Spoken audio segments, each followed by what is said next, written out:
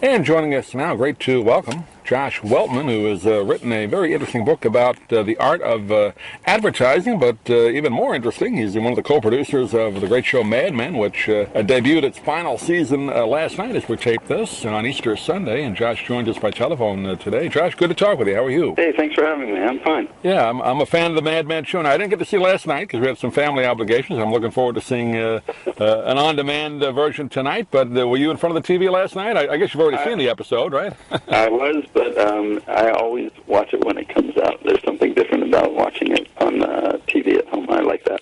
I was going to say, when you're putting it together, it is always a little bit different when you see the finished product, right? When they edit. Yeah, now, and it's also different when you see it with the ads in it and all that sort of stuff. It's all part of the show for me. And before we get to the book, you actually, in the show, for people that have watched it, it's about an advertising agency, but they create ads basically in the 1960s, and you were the person that actually created the actual ad that they show, right? Either print ad or commercials, right?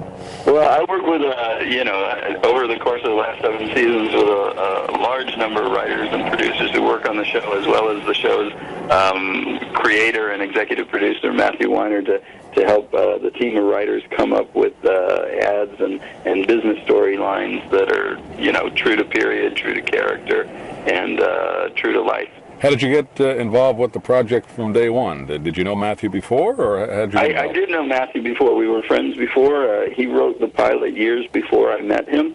I don't think he knew I was in advertising when we met and became friends, but when he found out I was in advertising, he had me read the pilot. We started talking about my experience in agencies and how things really worked, and how what I experienced was kind of different from how I'd always seen advertising agencies portrayed in movies and television.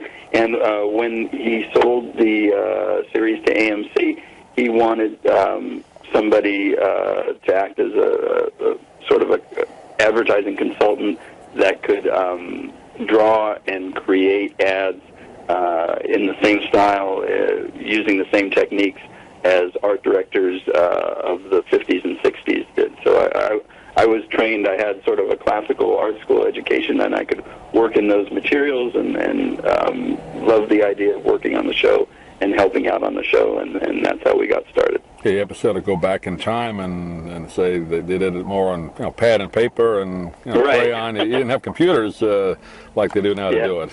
That's exactly right. And I guess before this show, the advertising industry, I guess the show Bewitched, Darren, that was about the only one on TV, right? Right, yes. Not a lot of us had the and Mr. Tate of a magical spouse to help us out. Yeah, Mr. Tate and Darren, that was about it before that. That's right, yeah. Well, just getting to the book called Seducing Strangers, and I guess a lot of people do kind of associate advertising. Maybe I wouldn't think the word seducing, but I guess you are in a sense to get them to try your product. But you go through a lot of the different techniques used in advertising, and I guess emotion is the biggest, right? That's the appeal. You go for the emotion first. Oh, absolutely. You have to connect with people. I think people communicate for two reasons: to transfer facts or to evoke emotions. And the facts will often help you, but if you don't evoke emotions in your customers, your prospects, your time is limited to limited time price offers and stuff like that. You got to win people's hearts over.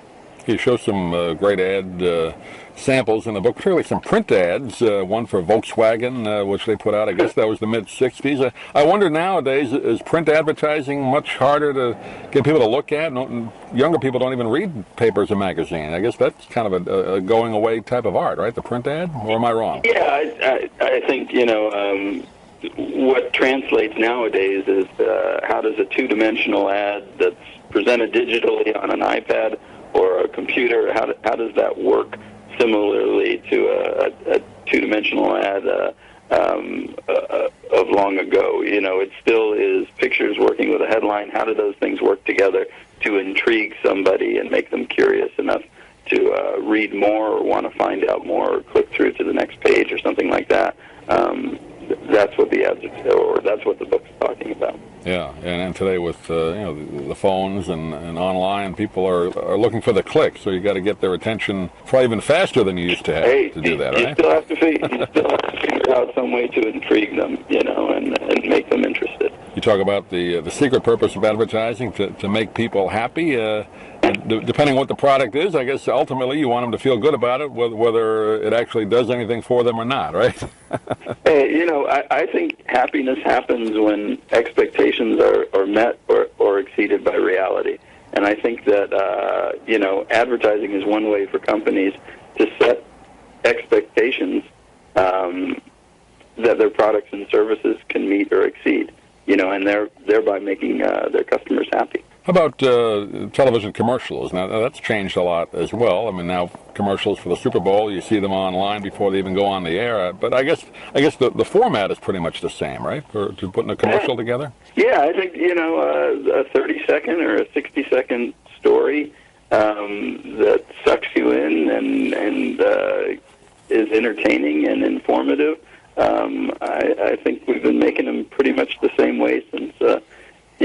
they started in the 40s, Are there any differences? I guess maybe a little faster paced, I suppose. You look at some old commercials from the 60s, it's how slow they were compared to today. Absolutely. I mean, when we would do research for the show and watch some of these, even, pet food commercials that were sometimes 60 seconds or 2 minutes long. It's like they had 3 acts, Right. They just kept going and going and going. And nowadays you have to be able to get your message across in, maybe 3 shots or 10 seconds or 15 seconds or, 30 seconds is about the average. But if you don't suck people in immediately with the first frame, you're going to lose them.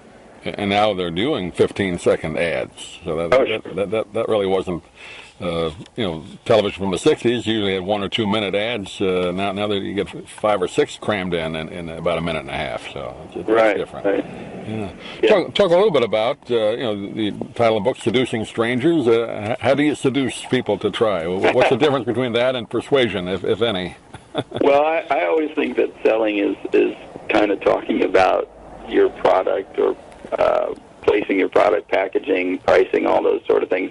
But seducing is figuring out what people want to hear about themselves and playing that back to them, figuring out how your product can be associated with what they really want to hear about themselves. Make it a personal appeal. Yeah, it's much more about listening than talking. Well, it's a fascinating book. We just kind of touched on some of the topics on it. It's called Seducing Strangers, How to Get People to Buy What You're Selling. We've been talking with Josh Weltman today, and again, one of the co-producers of Mad Men, sadly going off after seven seasons, right? 7 more episodes to go, 6 now, as we talk today, but a great show, and maybe down the road they'll do a movie version. Who knows, right? I hope so. Josh, do you have a website you want to direct people to? Get a hold of you in the book? Sure. If they're interested in the book, they can find out more about it at seducingstrangers.com or joshweltman.com. Either one will get you there.